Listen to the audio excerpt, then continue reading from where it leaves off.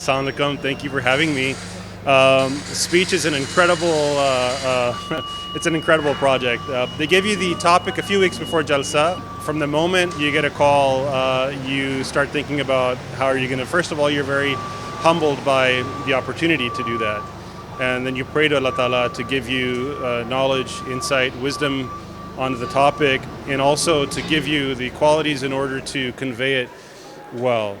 And the topic this year is a controversial one that's very hot in contemporary issues, and that's homosexuality, return of the people of Lot. And it's a very difficult one because there's multiple audiences here.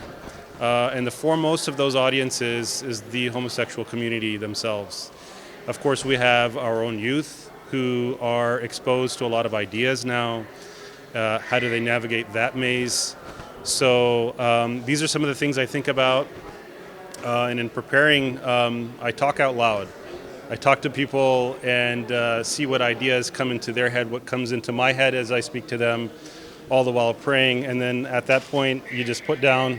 At some point, you stop and you write what you have in your mind, hoping that it accurately does justice to the subject. And then we'll see, inshallah, what happens.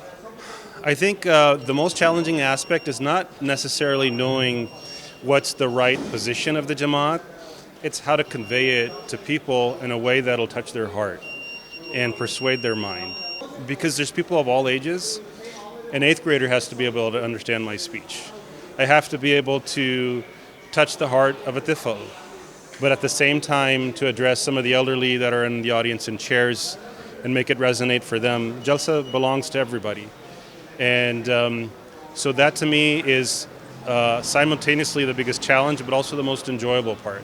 The part where I think the speech really takes life and takes the character of the speechwriter himself.